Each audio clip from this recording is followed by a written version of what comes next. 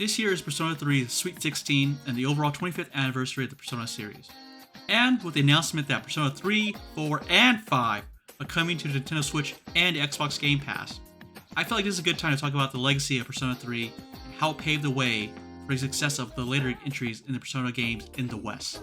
Also, if you haven't already noticed from the branding of this channel, I'm a bit of a Persona fan, and I figured at some point I should do a video on it, and now seems like a good time. Also, there will be some spoilers for Persona 3, consider this your spoiler warning.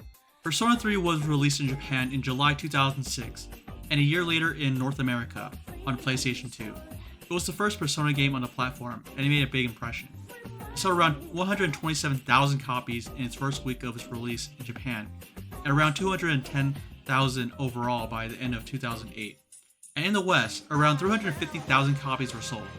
While these numbers are very modest in comparison to later entries, Persona 3 serves as an entry point for me and many other Persona fans.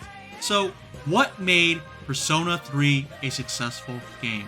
I believe it's the mature story and interesting characters the fans are drawn to.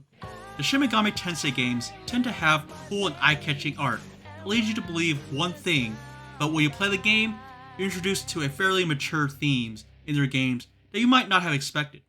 They don't shy away from moral, ethical, or social issues people may have faced in their lives. The overall theme of Persona 3 is death. In the opening intro, they give you the definition of memento mori, the Latin phrase for remember death, and in the opening cutscenes, you see one of the lead characters, Yukari Takeba, putting a gun to her head. When you see this without any context, you'll think she's about to take her own life. Of course, we later learn that it isn't a gun, but an item called an invoker, a tool used to summon their personas. However, the symbolism of what she's doing is there. It's not hard to make that connection. The story of Persona 3 is about a group of teenagers trying to end the Dark Hour, a hidden pocket of time that's only experienced by Persona users.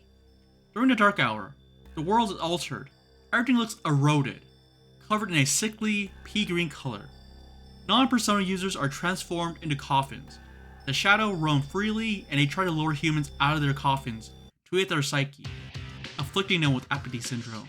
This puts them in a comatose state, unable to move, eat, or care for themselves, and eventually leading to death. You and the other Persona users are trying to stop the Dark Hour and save those afflicted by apathy syndrome. During the story, you learn more about the world, your party members, and the people in your city. You learn how they really feel, what their fears are, what their hopes are, and this motivates you, the player, to end the Dark Hour, so they can have a future. All of your party members experience death in some form, either having a loved one die in the past, or experiencing death when one of the party member dies. Death is a relatable issue that everyone experiences in life. And in Persona 3, the characters deal with death in their own way. For example, Yukari Takeba, one of your party members, her father was killed by the Kyoto Group, the company he was working for. In their research about the shadows, trying to use their powers to create a new power source and time manipulation, they learn about the Fall, a very fancy way of saying end of the world. The Fall will see Nyx as descend upon the world and wipe out all of humanity. Instead of trying to prevent the Fall, the Kyoto Group decide to speed up the process a little. Yukari's father was opposed to the idea and was killed for it. She didn't know her father had a hand in the disaster they were facing. Her mom tried to cope by dating other men, and this caused a strain between the both of them. She felt ignored and unwanted by her mom, seeing how her mom was giving all of her attention to the men she was dating. On top of that, her father was blamed for the causing the death of the Kyoto Group employees, which forced them to constantly move around to avoid being harassed by people affected by it. Yukari, at the time, did not understand why her mom was dating all these random men. She decided to move out on her own and had very little communication with her mom over 3 years. Also, I want to point out there's no right way of dealing with death, regardless of how you feel about how Yukari's mom dealt with it. Each person is different, and I don't think she should be villainized for it. Yukari's storyline throughout the game is her repairing damaged relationships between her mom, her friends, and overcoming death of a loved one together. And on the flip side, what if instead of being the person dealing with death, you are responsible for those deaths to a certain degree. That's what Mitsuru Kirijo has to deal with. She's guilty by association. While it was her grandfather who was responsible for the death of so many people and had a hand in causing the events of Persona 3, Mitsuru has to make things right for her family and for everyone who was affected by it. Also, if you haven't already noticed, I'm kind of a fan of hers, so I'm rather excited to talk about her in this segment. Mitsuru has been dealing with the fallout of her grandfather's actions for most of her life. At a young age, she was trained to use her persona, Penthesilea, to combat the shadows. A large amount of her childhood and teenage years were devoted to this. She's the leader of SEAS, the Specialized Extracurricular Execution Squad, a group of persona users dedicated to the elimination of shadows, investigating Tartarus and the Dark Hour. She keeps the information that her company was largely responsible for the events in the game a secret, although she doesn't know the complete details of the events that led to the Dark Hour and Tartarus. She kept this information to herself, believing it was her sole responsibility to bear, and she must alone restore the Kirijo family's honor. While on a group vacation, Yukari learns that her father was involved and played a major role in bringing about the Dark Hour.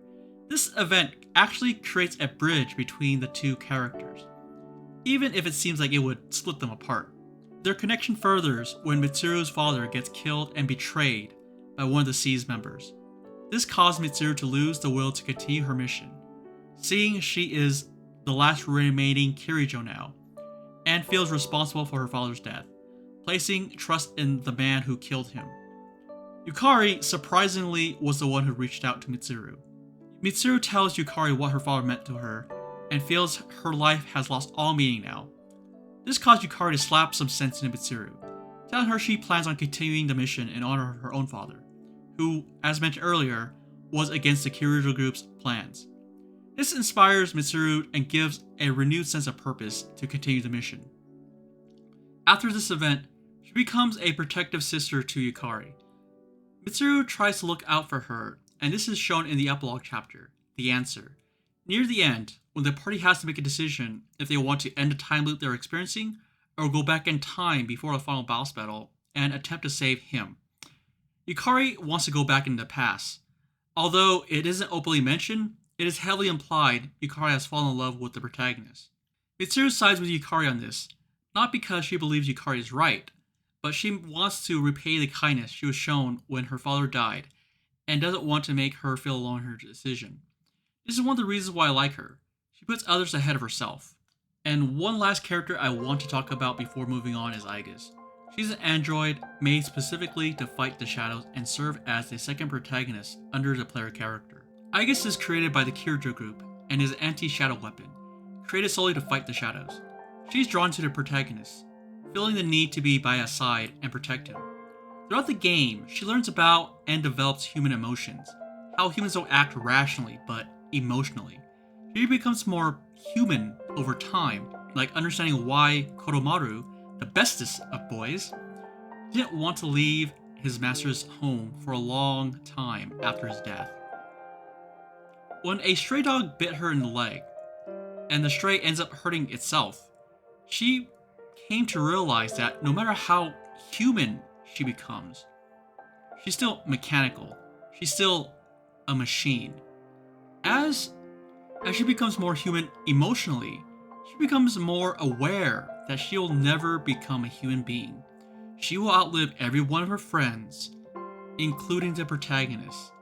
This causes a mental breakdown, realizing that while she can understand human emotions and having them, she'll always be a machine. Igus rationalizes that while the protagonist is still alive, she'll remain by his side until he dies. She has fallen in love with him, and this is the only way she can show that. During the final moments of the ending, the protagonist rests his head on her lap and closes his eyes and dies in his sleep. His death has a major impact on the party, and to a certain degree, splits them apart after being together for so long. Igus, seeing no purpose in her life now, wants to be treated and become a machine again. She didn't attend his funeral because she couldn't bear to see him. In the epilogue of Persona 3, where Igus is the lead character, she inherits his persona and his wildcard ability. In this story, we see Igus and the party face the manifestations of their negative emotions and their desire to see the protagonist one more time as they are stuck in a time loop, reliving the same day over and over again while locked in their dorm. As mentioned earlier, everyone has experienced death at some point in their life, and might have wanted to see their dead loved ones again in grief. I know I have, and this epilogue shows just that. A group of friends grieving and wanting to see their dead friend one more time. When they see an opportunity to go back in time before the final boss fight to save him, a majority of the party feels it's too dangerous to go back, but Yukari disagrees. As mentioned earlier, Yukari fell in love with him and is even jealous of Igus for inheriting his persona and abilities. The two of them do eventually come together and realize each other's love for the protagonist. After defeating the final boss in The Answer, the time loop is ended. A new day has come, and it's time to move forward. The Answer is really about acceptance of death and learning you can move on without your dead loved ones. It's a hard thing for people to do, but it is possible, and you can grow from it. Wanting to see them again is natural, but acceptance is difficult. At least, that's the lesson I got from it. Moving on from the story to the gameplay, Persona 3 plays like a turn-based JRPG with dating sim elements. Let's start with the dating sim part first. During the daytime, you go to school, can work a part-time job, hang out with friends, or study. Doing certain activities help raise one of your 3 social stats: academics, charm, and courage. These stats are important as they help you advance in the story with certain characters. For example, Itsuru won't be a romantic option for you if your academic stats are low, and you can have access to higher paying jobs if certain stats are high. You can form social links with your party members, classmates, and the people in town. A deep enough link with them grants you access to stronger personas. In Persona 3 Portable, your teammates can take a fatal hit for you if your link is high enough. This was something borrowed from Persona 4. At nighttime, you can choose to explore Tartarus or not. Tartarus has maze-like dungeons, something you see in dungeon crawlers and roguelike games. If you explore frequently, your party members will get tired and this will affect how they perform in combat, having negative status effects on them. Speaking of combat, Persona 3 has a turn-based combat system. On your turn, you can perform a melee attack with your weapon, summon your persona to do an attack or a spell, and use items. Using special attack costs HP, and using spells costs MP. Pretty standard stuff. Enemies can have immunities to certain elements and weapon types, so you have to work around it with some strategy. If you're able to knock down all the enemies, leaving them in a vulnerable state, you can perform an all-out attack, where the entire party gangs up on the enemies, inflicting massive amount of damage onto them. In combat, you'll want to keep the protagonist alive. If they are killed, it is an automatic game over. This was difficult to do in the original release of Persona 3, when you had no control over your party members. You can assign how they act in combat, but they often don't really do what they're asked. This design choice was deliberate, as the game director felt this would make each party member unique and act according to their personalities. This was later corrected with the release of Persona 3 Portable, where you can directly control your party members' actions. The combat system for the Persona games have come a long way, and you get a sense of appreciation for the achievements it has made when you play the newer titles after playing Persona 3, and of course how difficult the game was in Persona 1 and 2. So why is Persona 3 important in the success of the modern games? I believe it is because it came to the West at the right time. Anime was starting to take off here. It was one of the few games that didn't get localized too heavily or at all, which was what drew anime fans in. They wanted to experience what the Japanese was playing. This was pretty close to what they were going to get at the time. It wears its cultural identity proudly on its sleeves, and it was a breath of fresh air for many gamers in the West. 2007 had a lot of great games, don't get me wrong. I think gamers wanted something a little different from time to time. While it isn't the first Persona game to come to the West, this one really made an impression. Persona 3 received a lot of good reviews, and won a lot of awards, mainly in the RPG genre. 2 years later, Persona 4 was released in Japan and in North America in 2008. A year later, Persona 1 Remake and Persona 3 Portable was released for the PSP. and it started snowballing from there.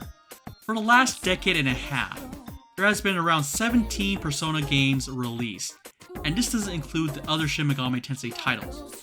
Persona 1 and 2 have laid the groundwork for the Persona games in the West, but Persona 3 paved the road to success, so Persona 4 and 5 and future titles could run on that road to even greater heights.